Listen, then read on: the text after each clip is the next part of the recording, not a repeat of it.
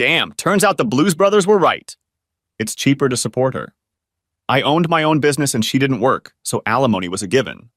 I had two girls I loved more than my own life, so there was alimony and the pain of never seeing them. Plus, if she really wanted to mess with me, she could take half of my business in exchange for alimony. I'd end up having to survive on 30% of what I was making. I walked out of the law office depressed as hell. As usual, Charlene was 3 steps ahead of me when I caught up with her. I've been doing this for 8 months now and it hasn't hurt us. He's a damn good lover, no better, no more, just different. I don't think I could choose between you two if I had to. But think carefully before you do anything. Go see a lawyer. Your life is going to be hell if we break up, I'll make sure of that. I stared at her as she sat quietly on the couch describing my new life. Who was this woman? Surely she wasn't my wife, the woman I'd lived with for 14 years? The woman I depended on and trusted more than I'd ever trusted anyone in my entire life? At least now I won't have to sneak around. You'll still get the lion's share of my time and affection, but I won't neglect Jim either. He has needs just like you. I'll work out a schedule. That was all I heard before I got up and walked out. She followed me with a squeal until we were on the street, but immediately stopped talking when she saw Mrs. Roseman, a sweet old lady who lived 2 houses down from us. I smiled and nodded as Charlene turned back to the house, hissing, "Get your ass over here! Now!" She watched me leave. I had been gone for 2 days. The smirk on her face when I returned almost made me turn around. The girls were completely enamored with me, and I loved them until bedtime. They were growing up fast. They were 13 and 11. After I saw the lawyer, I decided I would stay out of the way for now. She brought me a beer after they fell asleep. I put it on the table. I'll be damned if I'll ever drink anything she gives me again. I'm glad you came to your senses. I knew you would. We'll live our lives the same as before, and no one will know anything. The only thing that will change is that I have a date one weekend, and I'll be coming home really late. But I'll be home, so I don't worry the girls. She leaned back in her chair, a familiar smug expression on her face. I quickly knocked it off her face with the speech I'd rehearsed. Who says I've come to my senses? Here's what's going to happen. I'm going to live here for the next 4 years and 8 months until Marissa turns 18, and then I'll be gone. Darcy will be a little over 16, so she'll hopefully be fine. Maybe she'll decide to come live with me. Either way, I'll be gone. I paused to catch my breath and started again before she could respond. Now sloppy seconds will be in my past. If you dumped that asshole tomorrow, I still wouldn't share a bed with you. It's gone, forever. I have a habit of not sleeping with whores, and a woman who has fun with other men while married is exactly that. I am moving into a spare bedroom and will not discuss the matter any further. However, I do not plan to remain celibate. I have my own needs, and while I won't be looking, at least for a while, I won't refuse if offered unless she is married. I would never do to some poor soul what you are doing to me. Also, you better get a job or have your lover pay for your needs. The girls will get whatever they want, but anything above living expenses will never go into our joint checking account again. I knew that last word hit me hard. Charlene had never seen a sale she didn't like. Her closets, yes, plural, contained clothes she never wore. She was gradually turning pale, but now she was furious. You asshole. I still love you and want to share a bed with you. This is just ridiculous. Things are going to stay the way they are. That's not an option. Now go get ready for bed. You know, if things don't work out with your mistress, you'll be popular at Patterson and Maine. Maybe you should think about that when you run out of play money. On the corner of this street in our small town, men would gather to find a date for the night. She ran off to the bedroom, remembering to lock the door. I waited a few minutes and opened it. She was lying on the bed with the phone in her hand. Startled, she dropped the phone and I, realizing who she was talking to, snatched it back. Hey, asshole. I have your number. I'll have your address soon. Maybe I'll track you down sometime and we can talk about what we have in common. Don't worry about me hurting you. Of course, you won't want to have a permanent relationship with her, knowing that she'll cheat on her lover at the first opportunity. He hung up and I put the phone in my pocket. She had already recovered and was about to leave when the girls showed up. They looked at the cracked door frame and asked what was wrong. Oh, you know, that door has been sticking lately? I think it's attracting moisture somehow. I'll fix it tomorrow. And you guys go to bed. Charlene didn't utter a word. When they left, she started to go in, but I stopped her. I'll keep your phone until tomorrow. And yes, I'll be checking your account on the computer. Good night. She hissed at me as I walked away. Good luck to you. My accounts are locked up tighter than Fort Knox. You're not getting anything, asshole. I grinned, knowing she'd forgotten about the keystroke logger we'd installed on the computer as soon as the kids were old enough to use it. I locked myself in my room, activated it, and pretty soon the printer was working. I had to add paper, but I got all her emails, all her search terms, and everything she had bought in the last year. She was stupid beyond belief. Better yet, he worked for the county as a permit checker. They met when Charlene went to get a permit to build my workshop, which was code word for man cave. Whenever the estrogen in the house got too strong, I would sequester myself in it, playing pool or watching sports on the 50-inch TV. I even had cable TV hooked up. She had to come back twice when I added things, which led to flirting, coffee, lunches, and she didn't seem to fight it much. In some cases, she took the lead. I locked up all the printouts, sent the photos and videos to my personal office computer, and went to bed, falling asleep surprisingly soundly. I got up, wide awake, at least it seemed that way to the girls, and made breakfast while they chatted about school, boys, music, boys, which boy band was the cutest, and which boy band had the best songs. It all blended together, and I hardly paid attention. After all, they were too young to seriously do anything about it, thank God. Marissa, a 13-year-old girl, was starting to develop, and the boys noticed it. We let her walk with groups, supervised by one parent or the other. Of course, they would pair up, and we would let them as long as they didn't do anything stupid. We did this in hopes that when they finally reached the age to date, they would have a little experience to lean on and not do anything stupid. Darcy, or Echo as we called her, because everything Marissa said she repeated, at 11 was still too young for such outings. But we made sure they had plenty of opportunities for supervised socializing. This was all on top of sports practice, dance lessons, band and drama club. One or the other car was always on the move. They were discussing their afternoon classes when I dropped the first bombshell. Sorry, girls, I have new responsibilities at work, so Mom will be your main chauffeur for a while. Since she's not working, I'm sure she'll be able to be there for you, right, sweeties? If looks could kill, I would have been reduced to a pile of ashes. Instead, she told the girls that they might have to ride with their friends sometimes. Why? What could be so important that you would leave your children to their own devices? If you need something done, you have all morning, don't you, girls? They instantly agreed. Yeah, Carol's mom is kind of creepy and Jenny's dad is staring at us. Please, Mom? Charlene was puzzled, and she didn't relent until they left. It seems I was right. All her little dates happened during the day. Her lover had to work. She started as soon as they got on the bus. If you're thinking, that's it. That's the difference between you and me. I think, and it usually comes with a big head. Lately, all your mental functions seem to be centered in your ass. Better start using your head while you still have a chance at kids. One more thing before I go, I hooked the house up to sound and video. Get that asshole in here and it'll all be online in an hour. Damn the consequences. Have a good day. She was still trying to talk when I walked out the door.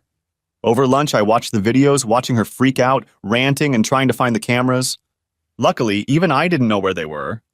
The guy who installed them for me said if I knew, I could give them away. I did manage to listen to an interesting phone conversation, though. Several, actually. The first was addressed to her lover. He's being a total asshole, baby. He's ruined our afternoon and he says he's going to pull the plug. I checked this morning and he's canceled all my cards. Our bank balance is $280 and the $200 electric bill is due today via automatic transfer. We may have to resort to Plan B. He seemed uncomfortable with Plan B, whatever it was. Before we go that route, let's give it a few days to cool off. If we drop them now, I'll be on the hook just as badly as hubby, so we won't gain anything. Obviously, that wasn't the answer she'd hoped for. So much for love, huh? You solved the problem by allowing everything? How the hell am I supposed to do that, she said. He protested loudly. I do love you, but let's be practical. If we leave our spouses, everyone will know why. We'll be broke, you don't have a job, and mine is nothing to brag about. That way, until we pull the trigger, we'll be living in nice houses. You'll have everything you want, including me. We need to take it slow. I know he's ruined your afternoon, but we could meet at lunch. It won't be ideal, but we can make it last. Where can we meet? He ditched me, so I can't pay for a motel room, and I'm not sleeping with you in your office. Let's do it at your place. Not a good idea. I can't find anything, but he says the house is wired, and if we meet here, it'll be on some amateur site in less than an hour, and I believe him. No, we just have to stop and give him a chance to calm down. Things got a little heated after that, And when they finished talking, she sat there with a confused look on her face. Perhaps the perfect life she had envisioned for herself had been stifled by reality. But I knew her, and realized that if she had made a decision, hell would freeze over before she changed it, so stubborn was she. I smiled when I checked on her later. She was sitting at her computer, having just realized I had locked her out. "Bastard!" she yelled after about 15 minutes. Bastard. She listed all the swear words. I was a little impressed. I didn't realize she knew so much. I decided to tease her a little and called her. Before she could speak, I started the conversation. "Hi, honey," I said, my words literally oozing sarcasm. "Are you having a good day?" "You don't have to fiddle with your computer anymore. If your words are to be believed, I have it locked up tighter than Fort Knox. Oh, another tidbit for you. By the end of the day, your phone will be disconnected. But don't worry, I ordered you a new one. It'll be here tomorrow. I hope you like it." "You bastard," was all she had time to say before I hung up. The rest I heard through the surveillance equipment my geek buddy had set up while she was having fun with Loverboy, just after I discovered them. She smiled when I gave her the new best-in-class phone that night, and the next day I heard her rant in real time when she tried to use it. It had a safety feature designed for children, which was very helpful to me. She could only call the school, my office, my personal phone, our doctors, her mother, my parents, and 911. Any attempt to call any other number would cause the phone to disconnect for 30 seconds, after which it would reboot. She discovered this as soon as she tried to call her lover. After the phone rebooted, I called her. "Hi. I guess you've already guessed that the phone doesn't work except for preset numbers. It's kind of hard to get in touch with a sweetheart without a phone and a computer. I'd apologize, but unlike you, I'm not in the habit of lying. Now that you have a free day and half a day, I have a suggestion. Get a goddamn job. You'll need one if you want to go shopping. I'll buy the kids whatever they need, but you're on your own. Maybe you'll finally wear those clothes that still have tags on." I hung up the phone again before she started something interesting.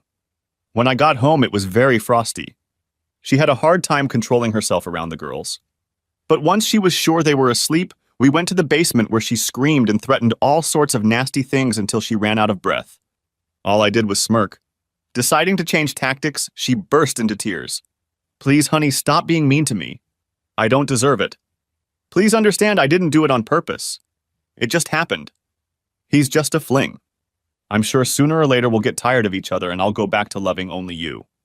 It didn't hurt you before you found out, and it won't hurt you now. It's only a few hours a week. The rest of the time I'm all yours. Come to bed with me tonight. Let me prove to you how much I still love you." I think I shocked her when I laughed. I looked on the computer for excuses for cheating. One website offers a book called The Cheater's Handbook. It gives all kinds of advice on how to handle affairs and has a whole section on how to deal with the consequences if your spouse finds out. You just used a lot of excuses. It just happened. It's not going to affect us. It's just an affair. It'll be over soon. And the best part is threatening to destroy his world if he doesn't agree. I watched the conflicting emotions run across her face. Before she could speak, I started again. "Let's stop for a moment. Let's say I agree to your program. What does that do for me? I will still pay all the bills, do all the things a married person does. The only difference is that I will have to share with you. I have to say, as a businessman, that doesn't sound very lucrative to me, does it? You get to have fun with someone else and I just work and wait for you? That's not going to happen. Since you've announced an open marriage, I'll be looking. There's this really nice sales rep who comes in once a month. She's a gym rat and runs marathons. She showed me a picture of her during her last race. I think when she comes in next week, I'll take her out to lunch and see if she's interested. I know she sees my ring, but I'll just explain that we have an open marriage and you've had a lover for almost a year now. Who knows? She seems like a pretty liberal girl." I knew the jab about solids had hurt her. After having 2 kids in a few years, she was a little rounder and a lot softer than she had been when we got married. Of course, all she had to do was get off her butt and go to the gym instead of the mall. Yeah, it was bound to happen. She looked shocked. "Why? Why do you need someone else when I'm single?" "You have to understand, honey. I still love you, and the thought of being with someone else upsets me." I answered her in the same way. "I've been free for 16 years, but that wasn't enough for you, was it? Do you think I jumped for joy when I found out you were having fun with me? There's a word for guys who let their women have fun with others while remaining faithful, just as there's a name for women who have fun with their husbands. The Slutbite Express is officially derailed, woman. Might want to think about that." I'm going to bed. At least one of us has to work for now. She was still hissing as I left. Not being a complete idiot, I knew I needed a plan, and fast, before she really started trying to ruin my life. I had an old friend, our neighbor's son, who was a bit socially awkward as a kid. We were the only guys on the street, so we gravitated towards each other and even became friends. He was mildly autistic, high-functioning, and had a bit of a knack for computers and abstract problem-solving. If anyone could find a solution to my problems, it was him. He had been developing computer games since he was 14 and had sold his first one at 16. Now he was in his 30s, still living with his mom and dad in a 10,000 square foot mansion. His fortune was somewhere around 60 million. And thanks to the success of his new game, he was literally rolling downhill. Oddly enough, he was married to another high-functioning autistic woman who I had introduced him to a few years ago at one of the few parties I threw. She was the daughter of one of my biggest clients and usually led an almost reclusive lifestyle. But after spending most of the day at the spa, she insisted that her father bring her, telling him that something important was going to happen. Although God had been a little stingy when it came to her brain, he made up for it with her body and face. She was insanely beautiful. Glancing at my friend Harry, she took his hand and asked, "The 17th of June?" He just nodded and continued talking to another guest for another minute before tapping his glass to get everyone's attention. Ladies and gentlemen, it gives me great pleasure to invite you all to our upcoming wedding. The date is June 17th, and it will take place at... He looked at June and she smiled, taking his hand. At Emmanuel Lutheran Church on 2nd Street in Broadville. Harry just nodded until someone asked him to introduce his fiancée and tell him how they met. He blushed slightly when she answered again. "I'm June Allison, and we met right here in this house at a party." That was the whole story, except she didn't say it happened right now at this party. She told him what kind of ring she wanted, and the next day he handed her a credit card. She took it from there. They had been together for 8 years. Their daughter was 7 years old, and my girls cherished and nurtured her like she was the little sister they dreamed of having. It wasn't unusual for me to come home and see a Lexus SUV in the driveway, and the driver waiting patiently in the kitchen, drinking coffee and talking to Charlie. At my appearance, she brightened, smirking. Shanna was a black woman, very attractive, ex-military, having served 2 combat tours and holding black belts in 3 different disciplines. She was on a local law enforcement-sponsored pistol team and regularly won trophies. At one time, she worked for me. I thought she was brilliant and very good at what she did, but I could tell she was bored to tears most of the time. One day, June came by to talk to me about some social event they were having. She showed up unannounced, as was her habit, and I was in a meeting, so Shanna kept her company. By the time I got out of the meeting, I had lost an employee. Everyone ended up with a win-win. Shanna had taken up residence in the mansion, in a small apartment with a separate entrance. For all their wealth, Harry and June didn't go out much, and Shanna was about to quit, again due to boredom, when some junkie decided it would be a good idea to kidnap some rich guy's kid for money. He succeeded for about 3 minutes, after which Shanna blew his head off as he tried to carry a drugged star off the property. The case was hushed up, but he was armed, and surveillance footage shows him waving a shotgun around trying to carry the child away. She was let off with a warning, and from that day on she became a bodyguard nanny for Star. A couple of times the girls went on vacation with them, to exotic places. We were invited, but Charlene always found a reason for us to stay home. Harry was surprised, but June wasn't. I saw it coming. She seemed distracted the last few times I was around her, and at our last party I caught her in the garden sitting very close to another guest. She recoiled when I saw them, and I had a feeling I had just missed her kissing him. When she saw me, she almost ran back into the house, and she stuck to you like glue for the rest of the evening. I wanted to say something, but what? Maybe she was kissing some guy, maybe she wasn't. It wasn't enough. I thought back to that night. At events like this, we usually split up, enjoying the opportunity to socialize with different people. I noticed her absence but assumed she was in another part of the house as she suddenly appeared and stayed by my side for the rest of the evening. They pondered over my problem and we had a long conversation. "What exactly do you want, Jack?" "First of all, I want my girls in my life. That's the most important thing to me. Beyond that, I want her to regret what she did. It's over between us.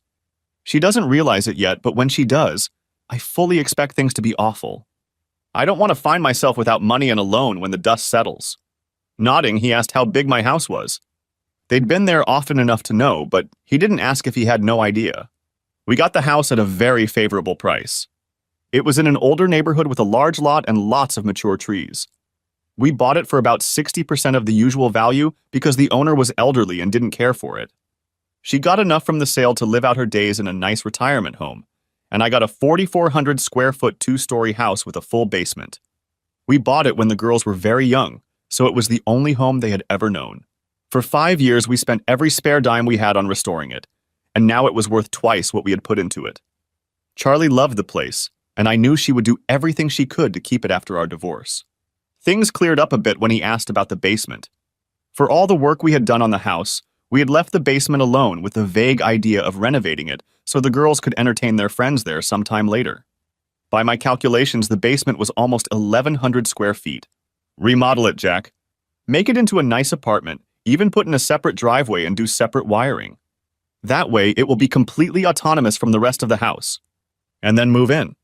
If you divorce, you'll have your own home and full access to the kids. How can she object? Your lives will be completely separate. You will never have to see her unless you want to. I can't see any sane judge objecting to this plan, especially when children are involved. Man, why didn't I think of that? Because I'm a regular guy, that's why, not some autistic people with a collective IQ in the stratosphere. Shanna offered another option. I can kick her ass. I can kick his ass. I can screw up their lives in ways you can't even imagine, and it won't have anything to do with you in any way. Wow, that's some fire in his eyes. I have a feeling that if I take her out, it's going to get really, really ugly. Let's go with plan C, Shanna. I don't mind her being in a little pain, but she's the mother of my children. We'll do this first, okay? She didn't like it, but agreed, then went to check on the kids. She's got a little crush on you, Jack. Be careful now that you're about to be a bachelor. She's thinking about all sorts of things. I looked at June in surprise. I had always liked Shanna, but I had no idea she had these feelings. Anyway, it was pretty simple. The house was in my name only, which was necessary since I was the only one receiving income at the time of purchase. I consulted with several contractors and architects before I found the plan I liked best. On the advice of a lawyer, I tempered Charlie's fervor a bit by giving her an allowance. Not unlimited, but enough to go out to lunch with her friends and do a little shopping.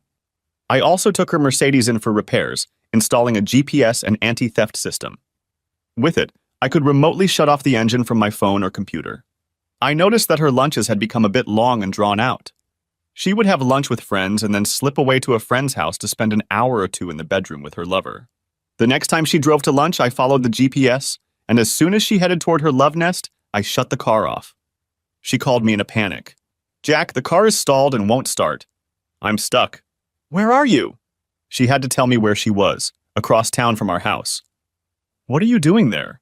I was going to stop by Beverly's. We went shopping the other day and I left my bag in her car. Isn't Beverly at work? Yes, but she left the bag in the garage. I savored the moment. Try starting the car again, Charlie. I bet it'll start right up. She did, and drove about 5 blocks before she stalled again. When she called back, I told her that the best thing she could do was try to get home. She didn't immediately understand, but drove home, surprised that the car never shut off. When it happened 2 more times, she realized what was wrong.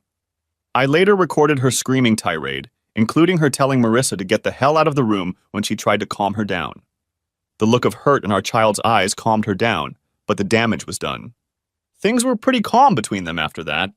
When she asked about the basement, I said it was finally time to set it up for the girls. They would soon be at the age where they would need space. She took that as me agreeing with her lifestyle.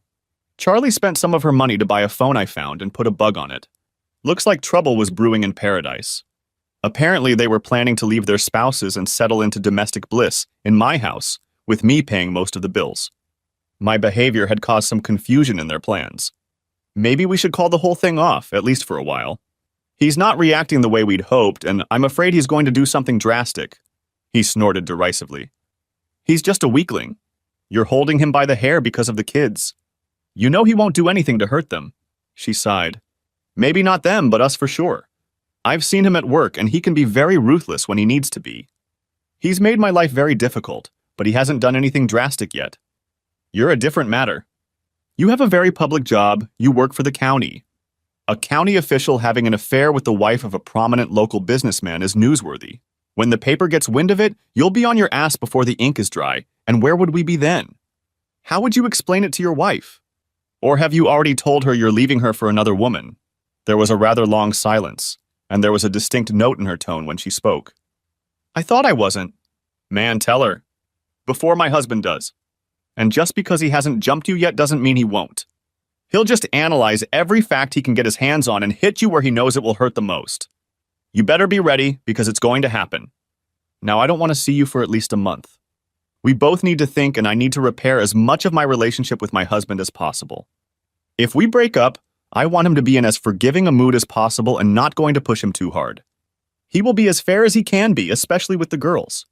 I mean it, a month, and I'll call you when I'm ready to talk. Well, well, well. I had just been given the gift of a full month to finalize my plans. I decided to use that time wisely. The first thing I did was set up a meeting with the chairman of the county commission. He and my father had been together for a long time, not as friends, but as business partners. He figured it had something to do with my business and agreed to meet me for dinner. We met at an upscale steakhouse outside of town, and I made sure he ate well and had a few drinks before getting down to business. I'm thinking of moving my business, Fred. Hanover County has been sniffing around. They have a lot of vacant buildings that would suit my needs, and they're offering some very good tax incentives. Fred immediately frowned. The thought of 89 jobs leaving his district was not a pleasant one, especially considering that a few months ago we'd been in the papers about my expansion, which had left me needing another 30 or so employees. That wouldn't look good, especially in an election year. Why? Why would you want to do that? The county has always had a good relationship with you. I don't know what to say, Jack. With the economy the way it is now, I doubt very much we'll be able to make any concessions to you. I don't need any concessions, Fred. The thing is, I need to rezone the property to expand, and I don't think that's going to be easy, especially when it comes time to get permits. Again, why? You know, the rezoning ads have already come out, and no one has raised any objections, so it should just be a rubber stamp procedure when we vote on it. As for the permits, what makes you think you'll have a problem? Because your permit and zoning manager is sleeping with my wife, and he knows that I know. He looked like a punctured balloon. The scandal, when it broke, would be very messy. All county departments would get at least a little fallout. Our local paper had an investigative reporter who was so good that national newspapers were after him. He was like a bloodhound smelling fresh blood. He lowered his gaze to the remains of his steak and sighed. The food was a little heavy for him. Are you sure? Video and audio, including a scene where he engages in lewd behavior talking to my wife, and you can see he's in his office. Indecent behavior during work hours and on county property. What do you want? Well, his ass on a silver platter would be nice. Other than that, nothing, at least for now. I have plans for remodeling the house that need to be approved without his knowledge if possible. I'll look into it. There's probably a training seminar the county thinks he should attend. Would 3 days be enough? That would be fine, Fred. I'll wait until after the election, but then I'll burn it. You realize that, don't you?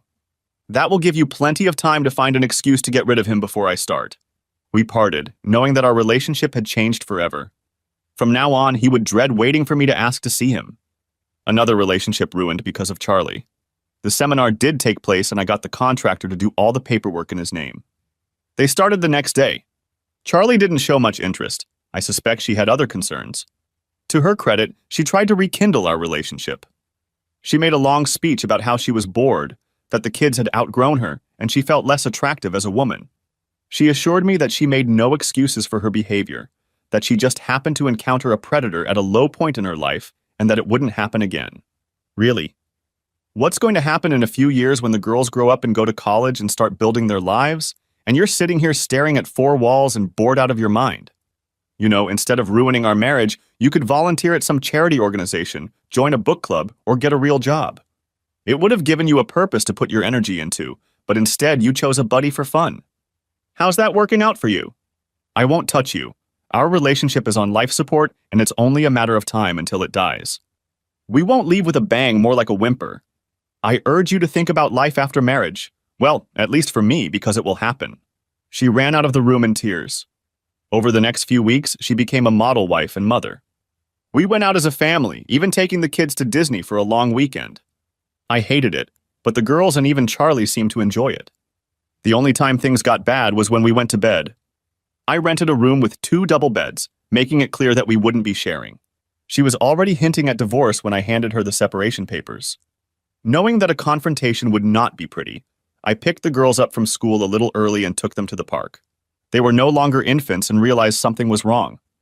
They also guessed it was about the other person. They just didn't know which parent was at fault.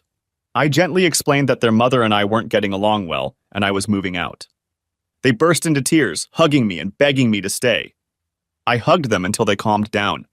I'm not going far away, my little ones. I could never live without you.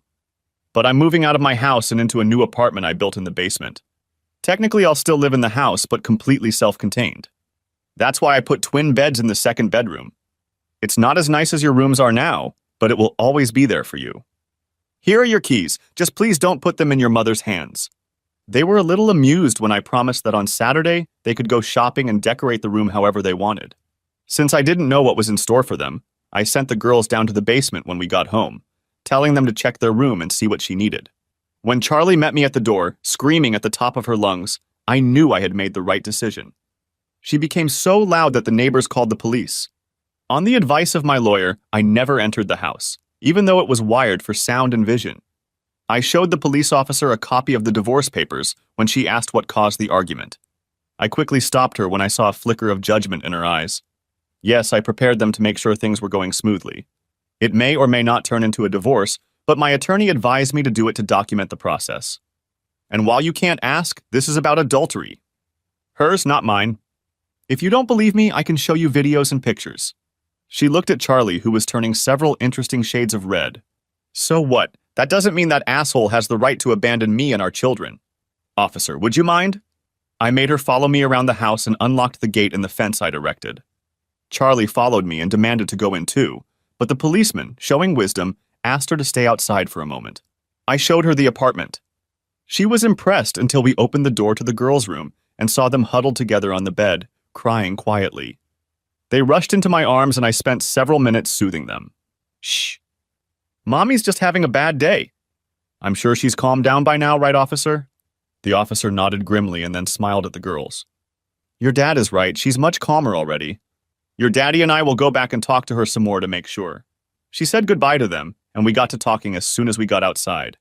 You must be feeling pretty bad right now. But you got through it. You did the right thing for your girls. I have no advice for you other than to always put your kids first. If my first husband had been half the man you are, I probably wouldn't still hate him. When we returned, Charlie was much calmer and assured the officer that she no longer had to react to her angry outbursts. The fact that she loved me so much was breaking her heart. I'll tell you the same thing I told him. Put the welfare of your children first. How you behave during this will determine how they look at both of you for the rest of your lives. And ma'am, this is just a divorce. It's a long way from the divorce stage. I can't answer the question of going to court to get it annulled. You need a lawyer for that. Good luck to both of you. She waved at the officer as she pulled away, then turned to me and hissed. Living room. Now. She strode into the house, and I took the opportunity to walk around the house, close the gate behind me, and go inside. I put 2 deadbolts and 3 latches on the top door. She would have to use a battering ram to get inside. It was the same on the newly installed lower door, plus I chose it for soundproofing. She could stand upstairs and scream at the top of her voice and we would never know it. The girls stayed with me until bedtime. I assured them that Mom was okay now, and as soon as they came out, I called out to her. Shut up and listen. In a few seconds, the girls will be coming through the front door. How you behave with them now may determine how close you will be in later life. So do the same thing I did. Humble yourself and think about them. I hung up the phone. The girls never called. Apparently the night went smoothly. Charlie did hire a lawyer using up the card I'd left her and got a hearing in the judge's office. She was a woman in her early 40s with tired eyes. Seeing families tearing each other apart and constantly using their children as pawns must take a lot out of a person. Mr. Sayers, why did you file for divorce? Because, Your Honor, my wife is currently involved with another man, by her own admission, for at least 9 months now. When I found out about it, she said she had no intention of ending the affair, and I would just have to live with it. Perhaps I could do that if it were just the 2 of us, but we have 2 girls, ages 11 and 13, and I wasn't sure I wanted to introduce them to this lifestyle at such a tender age. If my wife disputes any of this, I can provide you with video and audio evidence, Your Honor, all of it legally obtained. She looked at Charlie, who hung his head. Turning to me, she seemed to smile slightly. I heard you moved out of the house, Mr. Sayers. How far would you estimate you are from your daughters? 26 paces, ma'am. I remodeled our basement, turning it into an apartment. It's completely separate from the rest of the house. I have no reason to enter the house by invitation only, and my wife has the same restrictions. By invitation only. She turned to Charlie. Well, it looks like you're going to have to make some decisions, Mrs. Sayers. If you really want to save your marriage, you should reflect on your recent decisions. If this were a divorce, I would advise you to see a counselor. However, this is just a trial separation, and you can get back together at the end of it. So I don't see the point or find any legal reason to overturn it, so I wouldn't schedule it. The separation papers were duly filed, so they remain valid. After 90 days, he can extend it, revoke it, or file for divorce. I wish you both the best of luck. We were led out of the office and into the parking lot. You're really mad, aren't you? What a stupid question. Yes, but not to that extent. The thing I feel the most is sadness. I always thought the only way for us to be apart was for one of us to hold the other's hand as we walked by. Now I know that will never happen. My anger wants me to tell you that I wasted my years with you, but we have girls, so it will never be a waste of time. I was in the car before she could respond. As I pulled out of the parking lot, I looked in the rearview mirror and saw her sitting in the car sobbing. In past times, I would have hugged her and told her that no matter what happened, we would always be there for each other. Now I just sighed and turned right around. For the next 3 weeks we coexisted, her upstairs, me downstairs. Charlie got upset when the girls refused to let her into my apartment. Tried to pressure them, but they held firm. Finally, one day I knocked on her door. She seemed surprised to see me. I hadn't seen or spoken to her since the trial. Before she could speak, I gave her instructions. Follow my lead. The girls learned how to cook on the gas grill and made us dinner. So follow me and don't ruin their dinner. She obediently followed me. The girls, wearing big aprons and chef's caps they had gotten somewhere, hugged her and led her to our picnic table where we fed them herb-roasted chicken, grilled vegetables, corn on the cob, and tomato salad. They even had a dessert, a cheesecake they made from a mix. Charlie, to her credit, didn't say anything bad, complimented the girls on their cooking skills, and helped her put the dishes away. Echo showed her around the apartment, including their room. Marissa had made a habit of sleeping downstairs most of the time. Echo only stayed upstairs on weekends. I knew the apartment was much smaller than what they were used to, so as a compromise, I limited their access to the man cave.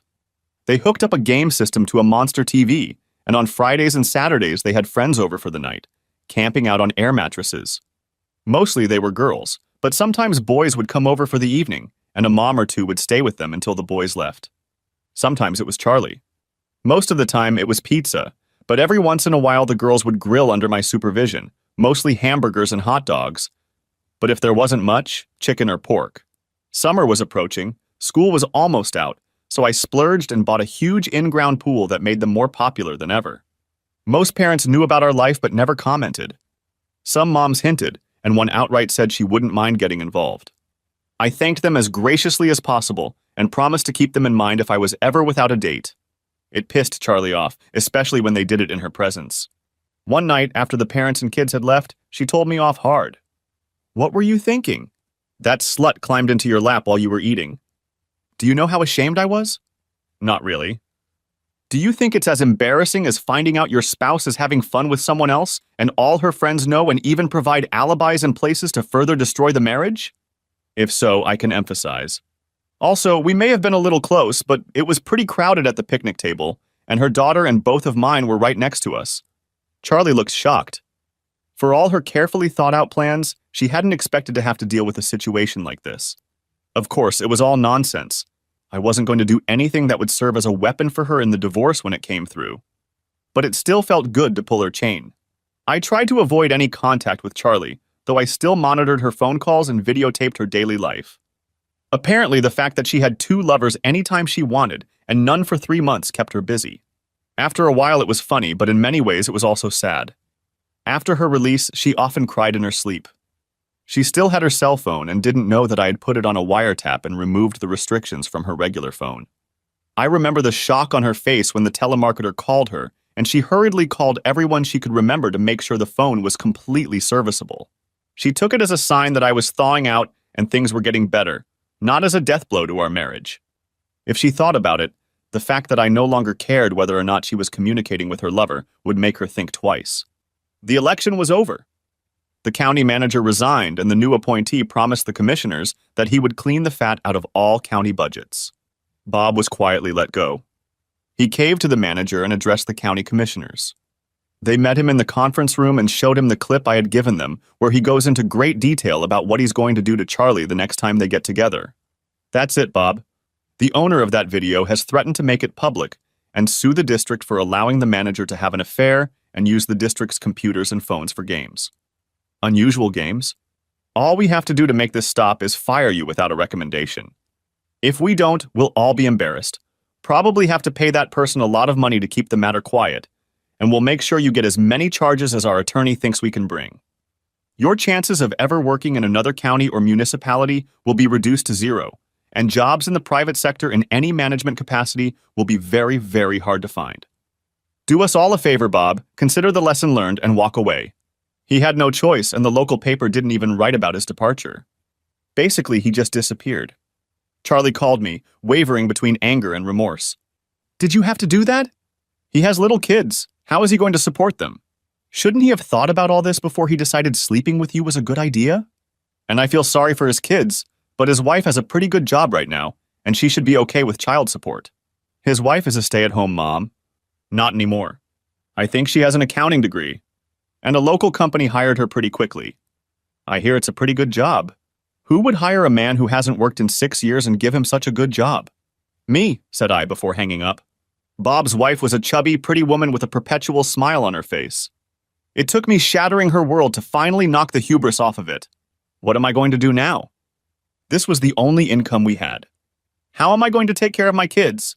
Her oldest was in school, and the 3-year-old was busy trying to climb on top of me while I tickled her. You're going to go to work for me.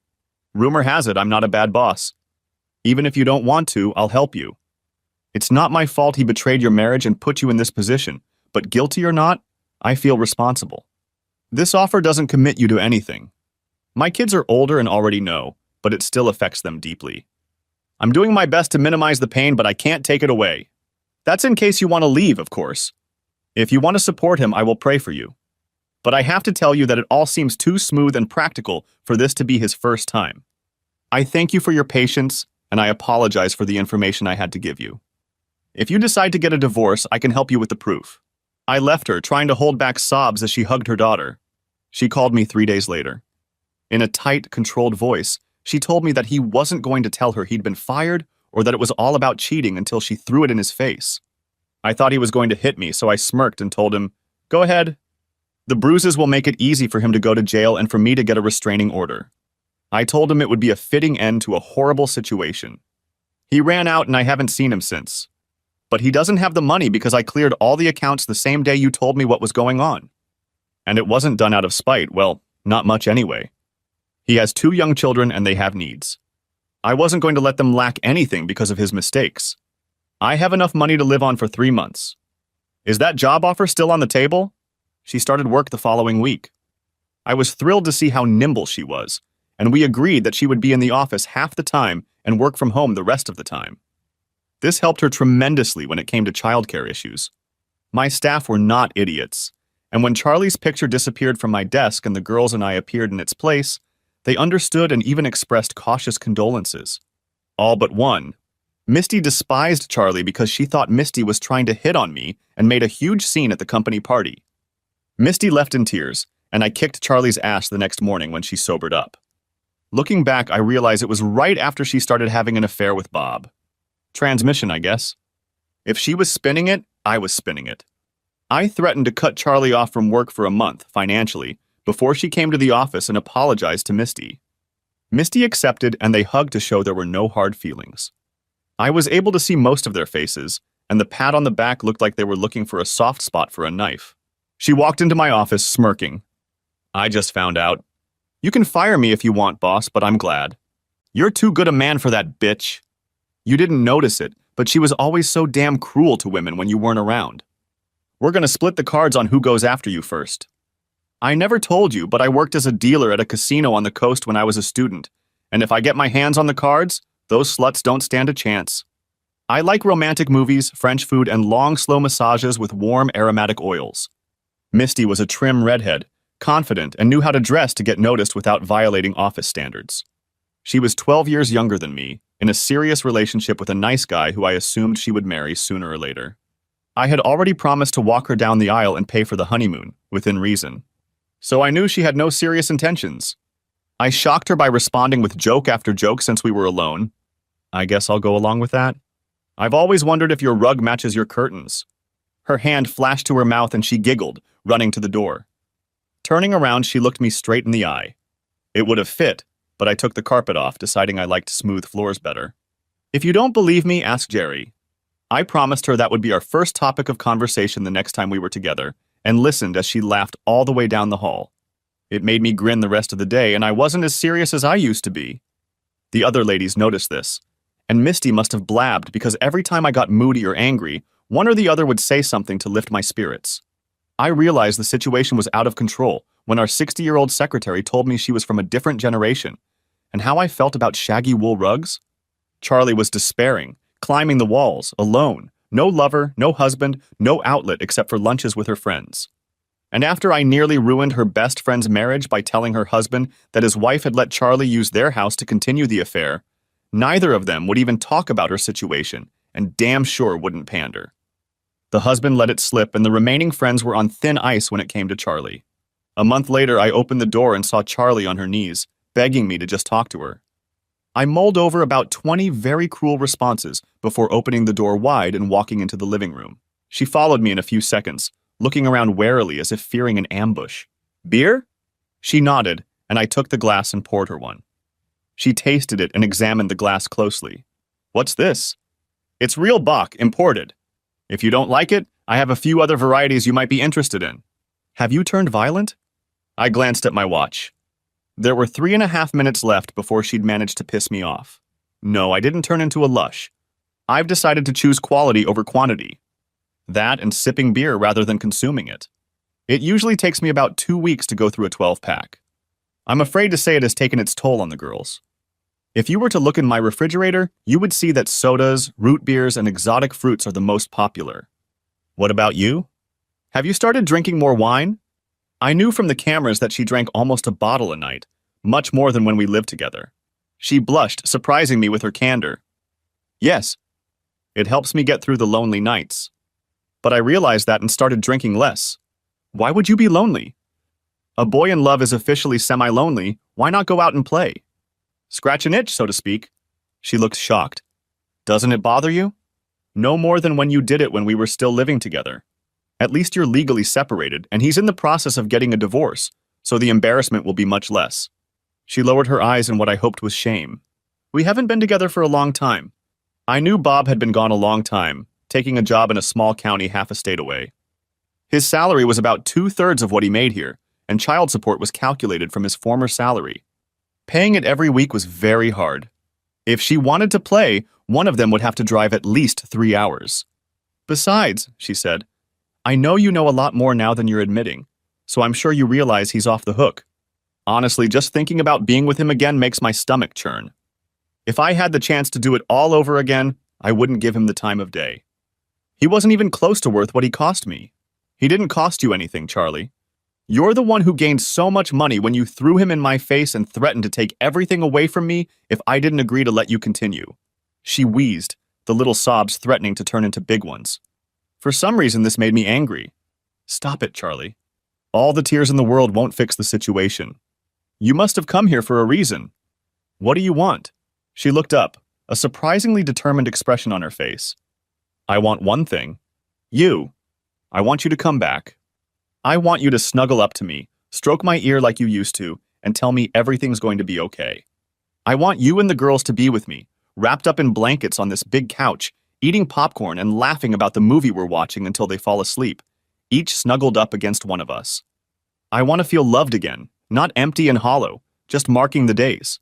I know my promises mean nothing to you right now, but I beg you to give me a chance, a fresh start, to make amends. That little speech must have knocked her out pretty hard. She sighed, standing up. Think about it for a while. I don't expect an answer right now. Before I go, will you give me a hug just for a second? Charlie looked lost and miserable, so I hugged her and let her cry on my shoulder for a few minutes. Finally, she pulled away, thanked me, and left.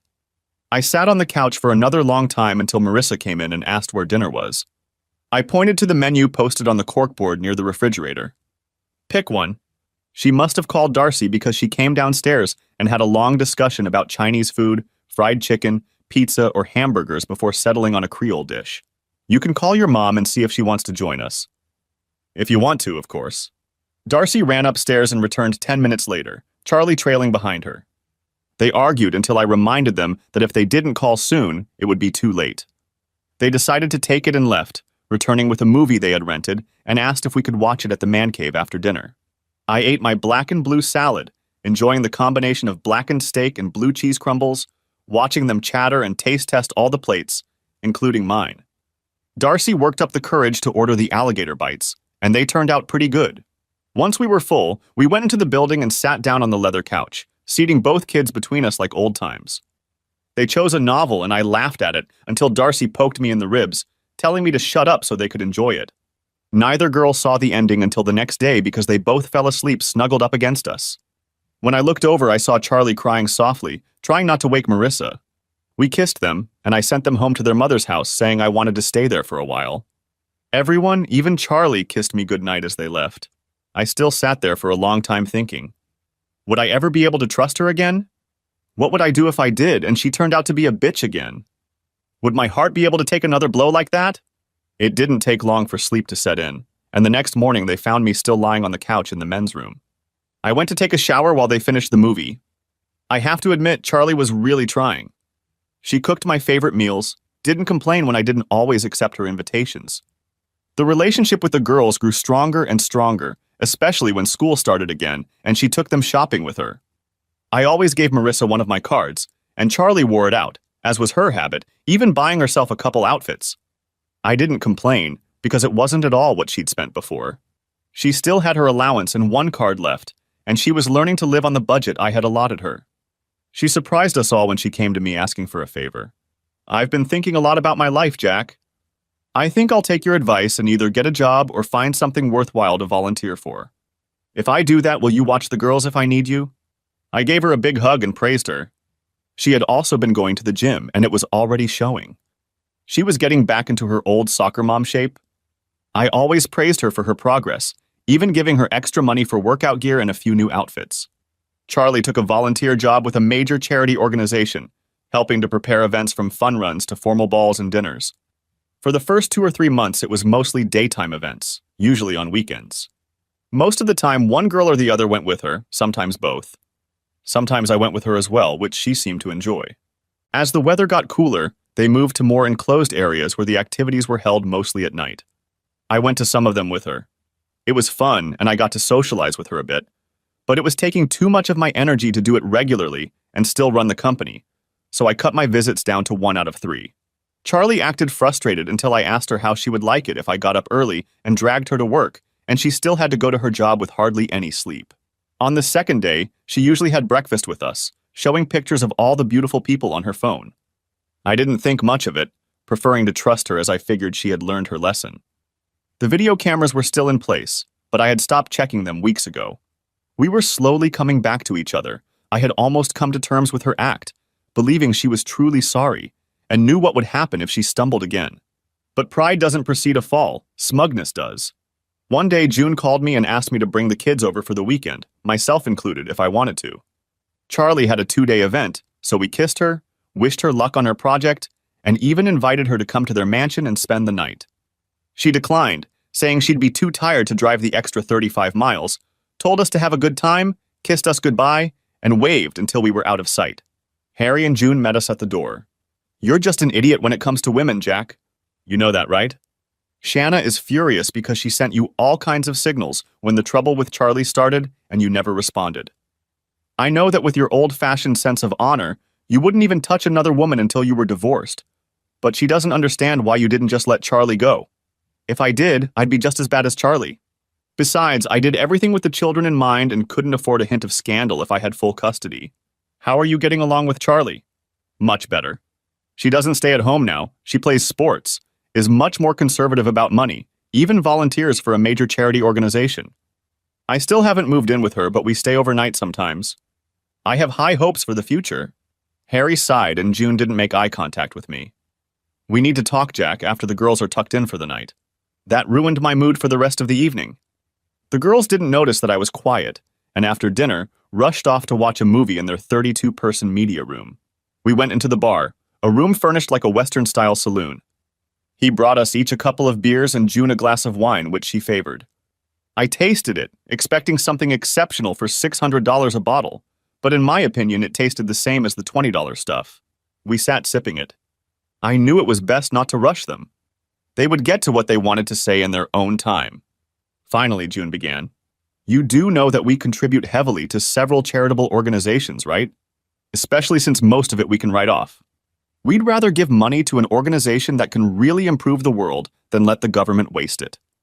And Charlie has approached us several times about her new position, and we've always sent a nice check. I suddenly realized I wasn't going to like where this was going.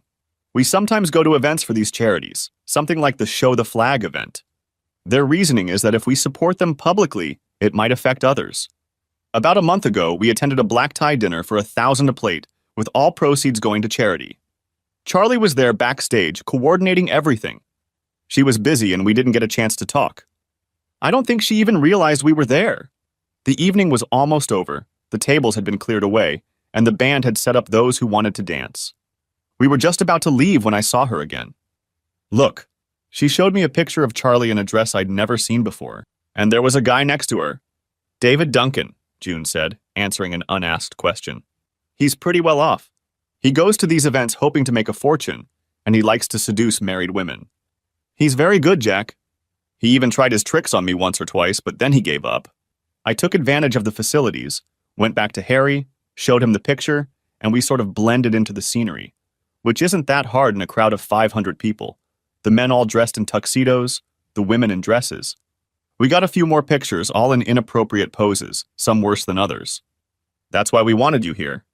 This is not our life, but you are one of our oldest friends, so we decided to tell you. What you do with this information is up to you. We just didn't want you to make the same mistake again.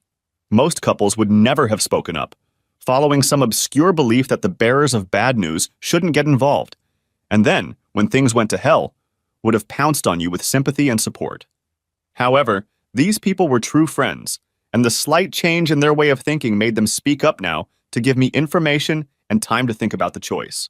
If there was a way to reconfigure the rest of the world to their way of thinking, it would probably get a lot better. I nodded, sinking into thought. The first betrayal had hurt me badly, but this, after everything we'd been through and all the promises she'd made, had hurt me deeply. Without a doubt, our marriage was over. The emotions hadn't had time to subside yet, so I thanked Harry and June, bowed out, and went to bed.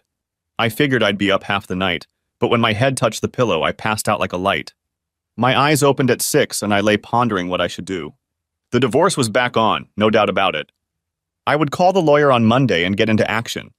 I didn't know when I'd tell Charlie or the girls about it, but I wasn't going to waste much time. It was time to move on. I'll go my way, she'll go hers.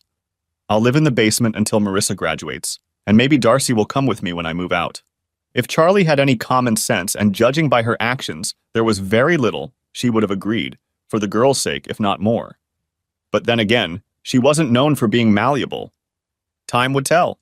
We spent the next 2 days watching the girls have fun, although we participated in the activities as well. June decided she wanted horses, so they built a barn with 6 stalls and filled it to capacity. I was a little apprehensive about such huge animals, but the ones they acquired were known for their intelligence and gentle disposition. Harry discovered he was allergic to horses, so June, Shanna, the girls and I got in the saddle and spent a pleasant morning walking around the neighborhood. June had booked a picnic in the gazebo by their favorite pond, a body of water that might as well have been a small lake. Harry met us there with fishing rods, and I bowed out, fishing for a few hours before heading back. The pond was well stocked, and we both believed in the catch and release principle, so we enjoyed the fight the base gave us, and then as gently as possible, removed the hook and sent them back to grow up for the next bout. While we were fishing, we talked business. I owed my company to Harry. He and June had insisted I start it, all because of something I had done for June out of the goodness of my heart. June suffered from dry skin, not horribly, but enough to be uncomfortable at times. One random comment got me thinking. I was a civil engineer and specialized in water systems for multi-story buildings, office, industrial, residential, or mixed use. After pondering her problem, I went to Mankawi when it was still just a workshop and built what we called the wall. It was one wall of a shower stall with protruding nozzles spaced 4 inches from knee to neck. They pulsed and vibrated, delivering first soap and water, then rinse water, and finally body lotion. This allowed for simultaneous washing, massaging, and lotion application, a versatile means of keeping clean. A side effect was that when a woman was washing her hair, leaning over the vibrating heads hitting strategic spots, it was a very pleasant sensation. The water pressure and temperature, the intensity of the vibration, and the warmth of the lotion were controlled from a small touchscreen computer on the shower door, with 6 programmable settings for each member of the family. We didn't mention it in advertising, but there were a couple articles in women's magazines touting the feeling of cleanliness it provided. Harry let me install a prototype for June, and she liked it so much that she showed it to her friends, after which women started coming over to shower with it. Eventually, Harry wanted his bathroom back and told them to buy their own. June called me with 7 orders that needed to be delivered as soon as possible. I shocked her by telling her that I didn't have the time or inclination to do more, that it was just a nice gesture for my friends. This led to a long conversation about how much the build had cost me, and was it secure? Harry immediately lent me his attorney to get the patents and drew up the articles of incorporation for the LLC company. We rented a small industrial building, and I hired 2 guys to help build the ones for June's friends. We installed each wall in the custom bathrooms and got rave reviews. All of their friends were rich, which was good because they weren't cheap. It wasn't a case of keeping up with the Joneses, but rather keeping up with the Gateses and the Buffets. Harry and June loaned me $500,000 to get me started, and things took off from there. For the first 2 years, we worked only on word of mouth and writing in magazines. We ended up installing them for many actors, sports figures, singers, and writers, even 2 former first ladies. 5-star hotels started installing them in luxury suites. One former NFL quarterback was so impressed that he asked me to build a portable unit and put it in his former team's locker room. It stood there for 2 months until the coach removed it to stop fights over who was next. My company built a very large unit that could fit 5 people at once and installed it in every locker room of all the soccer teams in most colleges, then hockey players, basketball teams, just about every major sport that required muscle.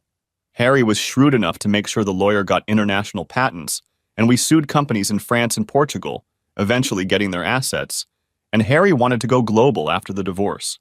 So they figured out how to shield the company from Charlie's influence. That was fine with me. I wasn't angry enough to ruin her life, but angry enough not to reward her. In fact, after talking to the lawyers, I sold the company to Harry, making a nice profit after deducting the debt.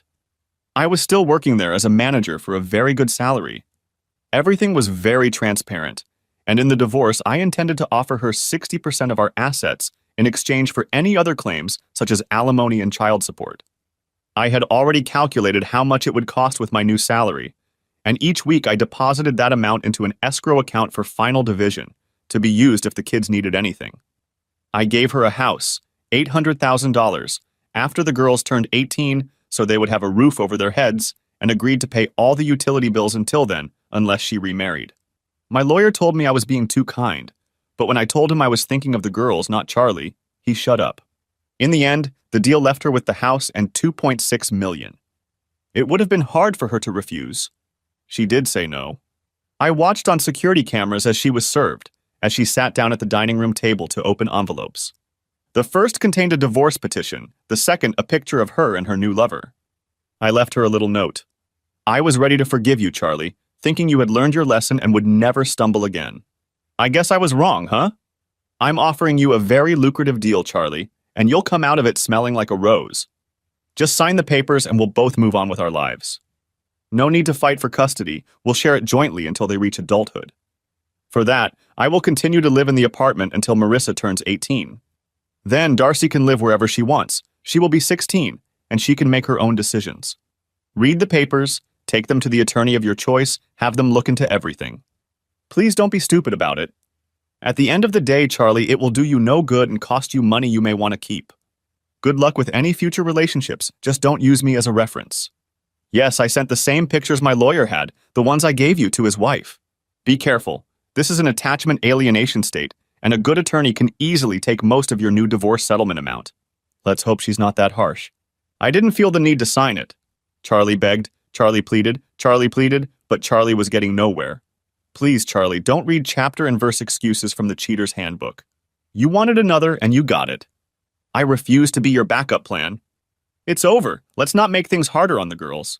Sign the papers, and in a few more years, when the kids are older, I'll be gone and we'll only have to see each other at weddings and baptisms of children.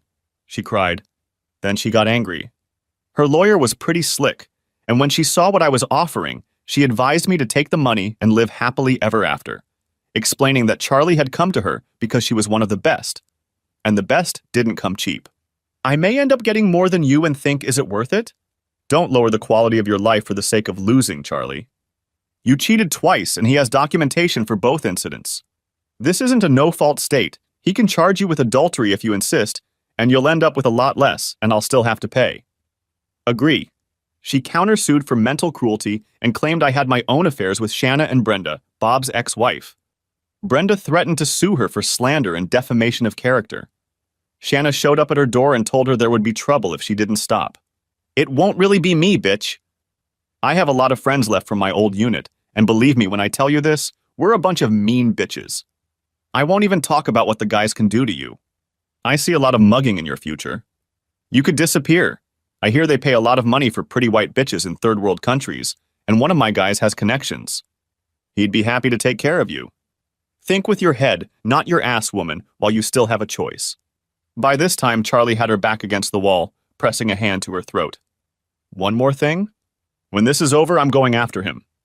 He's a good man who would never have held up in my old world, and that's what attracts me. A nice, gentle, strong man is just what I'm looking for. I'm still young enough to breed, and I bet we'll make adorable little chocolate babies. Just be warned, bitch! She walked away, leaving Charlie gasping, looking at the spreading stain on his jeans. I didn't hear the story until much later. She stopped her actions the next day. A few weeks later, I was surprised when a woman I didn't know showed up at work and asked for a few minutes of my time, saying it had to do with my divorce. After turning on the video and audio recording, I invited her into my office. Sometimes I used it during negotiations. I have found that suppliers and clients sometimes forget some things when it comes to contracts. She was a very attractive woman, perhaps 10 years older, but looking her age. I stood up and shook her hand, walking over to the couch next to the conference table. I wanted to put her at ease. I'm sorry to come unannounced, Mr. Sayers. I'm Barbara Duncan. I believe your wife knows my husband. It was clear. It was her husband who was having fun with Charlie. I took her hand. I find myself in the awkward position of having to apologize for my wife's actions, Mrs. Duncan. She shook her head. I'm sure it's not your fault, and I know it's not mine. They were two grown men, both, as I found out, with a history of adultery. They probably seduced each other. I'm here to ask a favor. It seems you have photos and testimony that I could use in my divorce. Would you mind sharing them? Give me the name of your attorney and I'll send them over. She sighed. I don't have one yet. When things went south, he emptied all the bills, leaving me with just enough for a house and clothes for our son. I wasn't working and my future looked bleak. Once again, I found myself in the unusual position of having to clean up the mess my wife had made. I dialed the number, asking her to hold on. John? I've got another customer for you. The asshole's wife. Give me a time and I'll send her over. And John, I'm paying. Why don't you give me a discount? What? That's what I thought, you greedy bastard. Here's her number. Text her when you're free. Barbara looked shocked and I grinned. Don't worry, he's really good at what he does and I can afford that kind of expense. It's the least I can do. You don't know me, but if there's anything else I can help you with, ask. She sat up, her lips trembling. Please don't cry, she began. I gave her some tissues, let her cry for a while, and thought about it. Brenda was at her place now, and if anyone knew what she was going through, it was her. I called and she came into the office. Brenda, Barbara, you two have something in common. My wife has slept with both of your husbands. I'll be out for a minute. I gave them 15 minutes. When I walked back in, both women plopped me down on the couch. And then they both kissed me. I didn't expect that to happen. I sat there glowing, a different shade of lipstick on each cheek. I was telling Barb what a nice guy you are, and that when the divorce is final, I'm coming for you. Don't look so shocked, you know you're my hero. Now focus. Barb needs a job until her divorce is finalized. Sounds like she's perfect for that new position you were talking about. She has a degree in international business relations, speaks French, Italian, and German. Looks like I found your new international marketing director. You can thank me with a big bonus in my next check. And remember, I'm your chief accountant, so I know how much you can pay her. Don't make me adjust it. Charlie literally flew into a rage. What the hell is wrong with you? Is this some kind of revenge? Treating me like shit while you give these bitches all the support you can? Dude, you're talking about pissing me off. I've reached my absolute limit in dealing with her. Charlie, you need to shut up. You need to shut up right now. Are you listening? Because if you don't, the offer will be withdrawn, and I'll make you fight for every bone in your body. You think I imagined when I married you that I'd spend my time supporting the women whose lives you ruined? No, you didn't. This is on you, Charlie, and I'm done. Don't talk to me again, and if you do, you can talk to my lawyer. Don't worry about the girls, they'll tell me if they need anything. Are you listening to what I'm saying? She began to cry again. But honey, I'm sure. I spoke directly above her. I'll tell you what you can be sure of. You can be sure that the divorce will go through.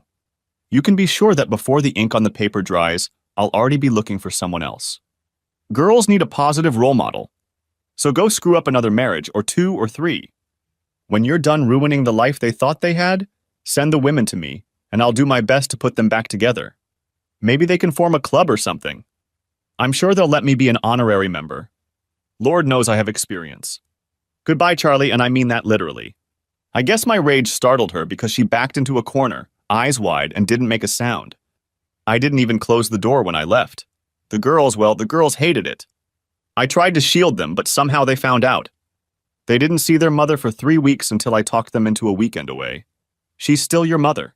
She hasn't betrayed you, and she still loves you. I'm sure not seeing you is killing her. I know it's going to be hard, and if you don't want to stay after a while, come back. Do it for the family. Darcy, her 11-year-old eyes looking ancient, sighed. We'll go. But you're wrong, Papa. She betrayed us just as she betrayed you and robbed us of a normal family. She'll never be the same. We did things with you, with her, but we'll never do them together, never share common memories again. Love you, Daddy. She hugged me tightly and walked the longest 26 steps of her young life. Damn it, when did kids get so smart and so world-weary? I may have to see a therapist for them and for all of us. It took 11 months and cost her about $600,000 before she gave up. She asked me to give her an hour to socialize before signing the papers, so I called her. What can you say that will make a difference? If you're sorry, I accept your apology. Otherwise, sign the papers. I'm not going to go through another drama. Darcy was now 12 and a half and had grown into a rare beauty. Marissa, now almost 15, looked like a 20-year-old model. People still came to pool and man cave parties, and when the boys showed up, the mothers circled their nest like hawks. The chicks wouldn't go to waste with them. Charlie never offered to come. I was still paying all the bills for the house, and that would be it until Junior left for college. I changed the petition a little. The house, instead of going to Charlie as per the first divorce proposal, would be sold and the proceeds divided equally. Charlie will still get enough to live comfortably if he is careful with the money. Before the ink was even dry on my divorce papers, Brenda, true to her word, came after me. I stopped her as gently as I could. I'd love to, Brenda, but you work for me, and if we don't work out, it could be very, very awkward. I'll quit. You'll receive my resignation letter via email in about 5 seconds. I had to laugh. You love your job, and while you're really good, no one will pay you as much as I do. I could marry a bank. You could, but it would take a long time if it happens at all. Please stop. I knew she was flying to France the next morning. Get a hold of yourself, Barb. Maybe you'll find a Frenchman and fall in love. Either way, there's a Pierre Jean-Claude out there pining for you and looking for you. Brenda has found the guy, another accountant, and they're still tallying up the numbers. How many minutes he can last. How many orgasms he could give her in one session. So far, it's all adding up. Barbara took my proposal literally, found a Frenchman, and moved to Nice to head up the company's European division. C'est la vie. I muddled through for about 9 months. I dated a few women I had met through friends and various social events, found out that my equipment was still working, but other than physical pleasure, nothing much was happening. Harry and Jane looked after me as best they could. I came over to the girls' house a few times and we had a good time. Shanna left them saying that although she loved them and Star, it was time to move on. I was a little disappointed and they smirked. 13 months after the divorce, Charlie got engaged to a guy she met through her volunteer work. The charity she worked for, after her affair and divorce came to light, asked her if she thought she could be more useful elsewhere, and she took the hint and left. I met him at the mailbox several times and he seemed like a perfectly decent man. The best part was that he was single when they met, so she didn't ruin the marriage. I wondered how truthful she was about her past, but that was none of my business. The girls liked him. He had a sense of humor, and he didn't try to be a father figure. Sometimes he took them to the movies or to a restaurant while their mother worked. Strangely, I didn't feel threatened and was glad they were adjusting. One day they came home sad, and over the course of the evening it all came to light. Josh was out of their lives. He had broken off the engagement. I asked if they knew why. Really, Dad? It's Mom. What do you think happened? I'd gotten used to it enough that I didn't shake with disgust when confronted by Charlie, could talk to her politely, but didn't encourage her. I'd long ago removed all the surveillance equipment because it was no longer my business, but admittedly, I was tempted to turn it back on when Josh showed up. Was she still making the same faces and noises she'd made during our intimacy? Had she started trying harder with him? Thankfully, I didn't give in to temptation. 17 months after the divorce, I came home and saw an old friend sitting on my couch. Shanna was in town and had stopped by to see the girls. Marissa was 16, I bought her a milestone car, and she was telling her about it. I didn't expect her to choose a four-wheel drive Jeep, but it was much safer than most of the cars the teenage girls wanted, so I agreed. She and Darcy were very popular at school, and they always had friends underfoot, and this way their opponents could travel together. I thought later that her choice had a lot to do with Shanna. When she was younger, the latter drove a car very similar to the one she had chosen. Darcy jumped up to me. Daddy, guess what? Shanna wants to take us camping. Star is going to come with us. Can we go? It was unexpected. Darcy was just a girl, and I couldn't imagine her sleeping on the ground or getting dirty. Shanna sat back and grinned. I grinned back. I haven't seen you in almost 2 years, and this is how you came back? Kidnap my kids and leave me abandoned? Her grin grew even wider. You can come over. In fact, I'll probably need some help. Darcy is allowed 2 girlfriends, Marissa 2 and Star 2. Managing 9 girls between the ages of 10 and 16 may be beyond me. I doubt there is anything you can't handle. You organize them like a military camp. I don't think you'll have any trouble. Come with us, Daddy. We'll need someone to carry things and cook meals. You don't expect us to do that, do you? I mean, we'll be on vacation. My oldest daughter grinned as she finished. I went off to order pizza while they sat over Darcy's laptop looking at expensive camping gear. I had a feeling it was going to cost me a tidy sum. Shanna stopped by every 2 or 3 days right up until the trip to check on what they had bought and if they needed to take it with them. She had them dismantle and put up 3 tents until they learned to do it blindfolded. Star was often with her, already showing that she had inherited her parents' brains and her mother's looks. I hadn't spoken to Charlie in months.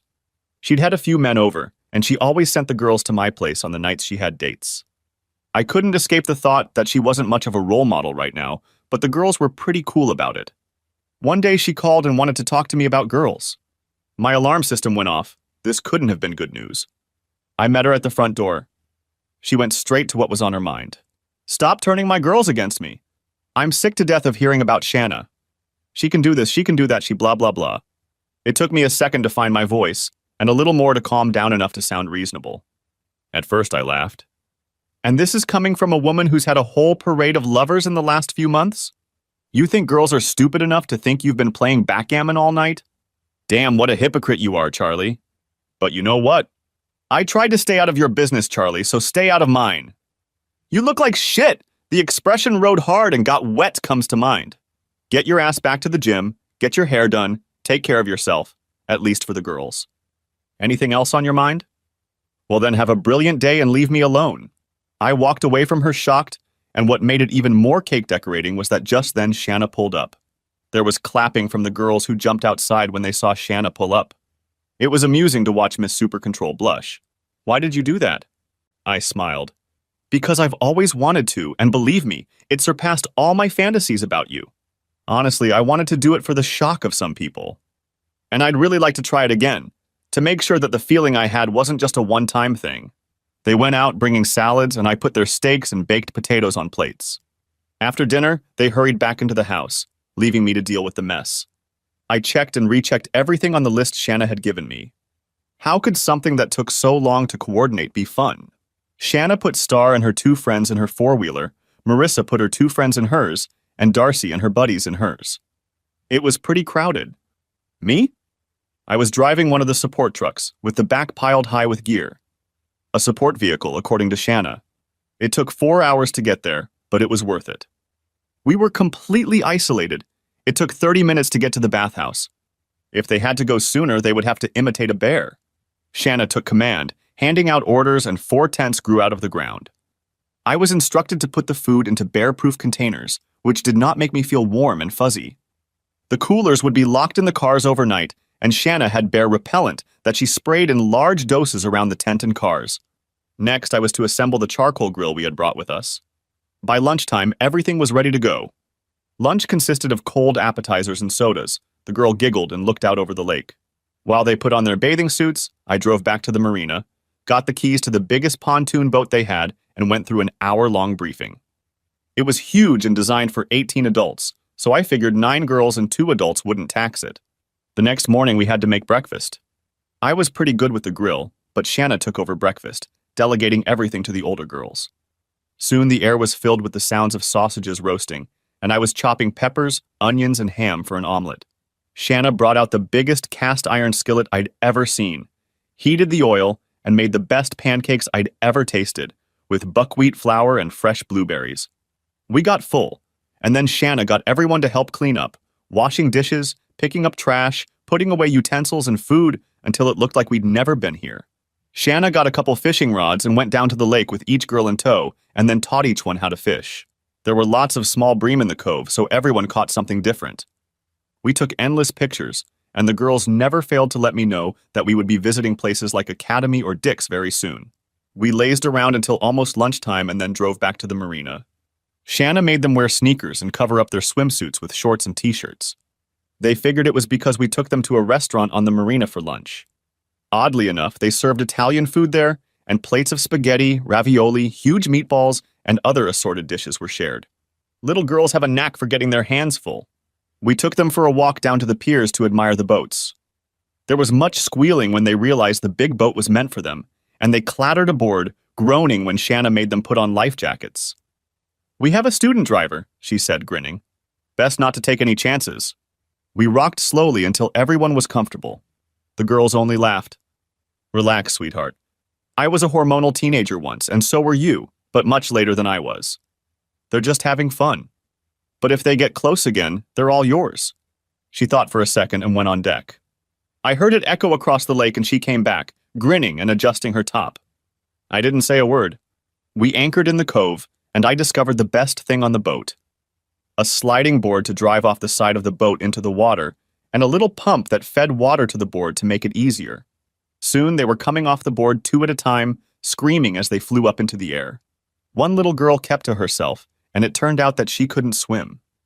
The others were empathetic enough to suggest they stop, a rather adult thing to do for such small children, but Shanna saved the day. She took the girl to the back of the boat, and she returned a few minutes later, wearing a life jacket. Shanna climbed up the ladder with her, and they went down together. I don't know who screamed more, Shanna or Vicky. The cove was pretty shallow, with a nice little beach, and we docked at the shore when they got tired of tying them up. We chopped wood and got the cooler out, and soon they were roasting sausages and marshmallows while sipping sodas.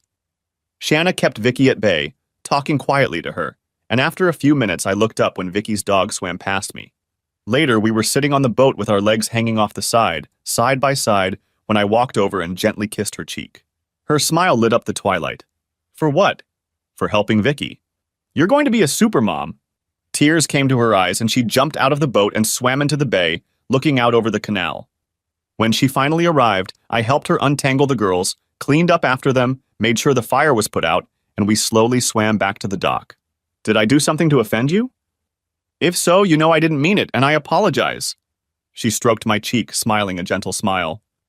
You didn't say anything wrong, sweetie. You just gave me a compliment that no one has ever given me before. I just didn't know how to take it. She leaned against me with her whole body, holding my hand. I couldn't remember the last time I'd been so pleased. We had a light dinner that the girls had prepared, insisting that Shanna and I relax, so we sat in camp chairs and snuggled. Shanna told me about her new job. She had co-owned a security firm with 3 of her fellow veterans and seemed to be succeeding, although she didn't enjoy the irregular hours and travel as much as she thought she would. I told her about selling the company, much to her surprise. It doesn't bother me. It all started out as me just trying to help a friend, and Harry and June more or less forcefully dragged me into it. They're good, loyal friends, but I didn't really like it, and money didn't mean that much to me. I just wanted to have enough money to provide a good life for my family and later for my girls. She sighed and took my hand. I know you don't show it, but Charlie hurt you more than you can show. I was married once myself. I loved the guy and considered him my life partner until I came back from a business trip and found out he was divorcing me for what I thought was a good friend, and she was 6 months pregnant. At least he had the decency to wait until I got home, but it still hurt. I was a little shocked. She had never mentioned this before, and it made me sad. Charlie had taught me a lot about pain management, so I could understand. We lay in the chairs until dinner was served. I was really glad my girls had learned how to use the grill, because most of the others were clueless. Shanna and I did the dishes, and the girls sat around the fire, singing along to one of Marissa's friends on the guitar. It sounded good, sitting in the dark with no one around to appreciate your abilities. We tried to wear down the pontoon, and the girls were adamant that we should get one of our own as gifts for both birthdays combined. I did not resist the suggestion in the slightest. I lay there in the tent in the middle of the desert and realized that I was the happiest I had been in a very, very long time, and fell asleep with a smile. The girls picked us up and we went out to face the world. After everything was packed up, we looked around to make sure we had left the campground better than we found it, and left, taking with us memories that will last a lifetime. I'm sure everything had been planned. Marissa got behind the wheel of Shanna's SUV, another girl got behind the wheel of hers, and Shanna came with me. We drove, holding hands, not feeling the need to talk. An hour away from home, Shanna finally spoke. I've been thinking about this for years, to tell you the truth. We could go home, date, dance around how we feel about each other, but I'll cut to the chase and give you some options. You're going to love me. You will marry me. You'll give me a few more children to love besides Star and our girls. And it's a prerequisite that you spend the rest of your life with me. If you object to any of this, I'll get in the car when we get back, drive away, and you'll never see me again. Oh, and by the way, I love you. How do you feel about that? Well, let me think about it. Okay, I've thought about it. Tomorrow we'll go to the jeweler's and find you a ring. And then we, or rather you, will go house hunting. I refuse to start married life in my ex's basement, so the sooner you find our house, the sooner we can get it set up. You might want to bring the girls in for counseling when you've made up your mind. Is that okay? Oh, and to make it official, Shanna Hunter, will you marry me? She sat like that for a few seconds until the tears started. Then the tears were replaced with a smug look. She texted someone and asked me to stop right then and there. I thought the girl driving Marissa's Jeep was about to crash, so fast she pulled over. Shanna jumped out of the truck, rushed around and pulled me out before I could get out myself. Marissa appeared to still be holding her phone and I looked at the message. Operation was a success. Great job, troops. I looked at her and she grinned, blushing. Oops. You weren't supposed to see that, she said, hugging me again. I sighed as I closed my computer and thought about it. Today was my 60th birthday. It was my last day of work. I was retiring, I had made a lot of money, and it was time. Darcy turned out to be a cog in math and business, so she started working for Harry when she got her MBA, and 3 years ago she moved to him to learn the business from the ground up before taking over as global CEO. Marissa followed in my footsteps by getting an engineering degree and specializing in bridge construction, a career that has taken her around the world. She found a life partner and they adopted 2 little girls, my only grandchildren to date. Darcy was still married to her work, although she seemed to have become very close to an engineer she met through her sister. My musings were interrupted when my wife walked in with our twin daughters in her arms. They were graduating high school soon and had chosen different colleges, wanting to live apart for a change. Shanna was right, as always, when she told Charlie that we would have beautiful chocolate children. Shanna retired on our wedding day and took over running her company, then sold her share to the others when she found out she was pregnant. Our company was hardly their only client.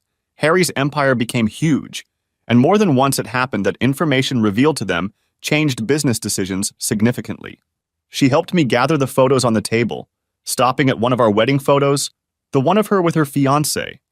June, as matron of honor, and 9 bridesmaids, 3 16-year-olds, 3 13-year-olds, and 3 10-year-olds, all in floor-length dresses, elegant and beautiful, wearing dresses showing off combat boots, holding a sign. Operation successful. We were returning to our home on the lake, the same lake where we had vacationed all these years. There were 2 huge pontoons and a speedboat tied to the dock, and all the guys from that trip were frequent visitors, bringing their families and talking about Operation Lake, as they called it. I doubted we'd get much privacy, but that was the order of the day. What happened to Charlie? Not that I cared, other than how it would affect my children, but the house went to her. To say she wasn't happy would be a very fair statement, but she soon realized that her complaints were going unheeded and dismissed them. What really ticked her off was that there was a house for sale a block away from us, and Shanna decided that was where we would start our family. $500,000 later, she had a house that was written about in magazines. It had a full-size in-ground pool and hot tub, which we enjoyed until it was almost worn out the first year. Custody was never a problem because the girls were within walking distance of each house, although they preferred to stay with us most of the time, especially after their sisters were born. After all, they were almost grown by then. Charlie married twice more. The first one broke up after 2 years because, surprise, surprise, she was caught cheating. Luckily, she had the good sense to get a prenup, so she was protected. Just for fun, Brenda and Barb tracked down the wife and offered her a job. I heard they have the second house open and use the basement as a playroom, so maybe she got what she wanted all those years ago. We see her from time to time, but she's quiet, still harboring resentment. Time has not been as favorable to her as it could have been, and her age is taking its toll. Old habits die hard, I guess, and she still likes the mall better than the gym. Dad, hurry up. If we start now, we'll still have time to swim at the lake for an hour or two. I grinned, picked up my box, and walked out with my family to start the best part of my life's journey.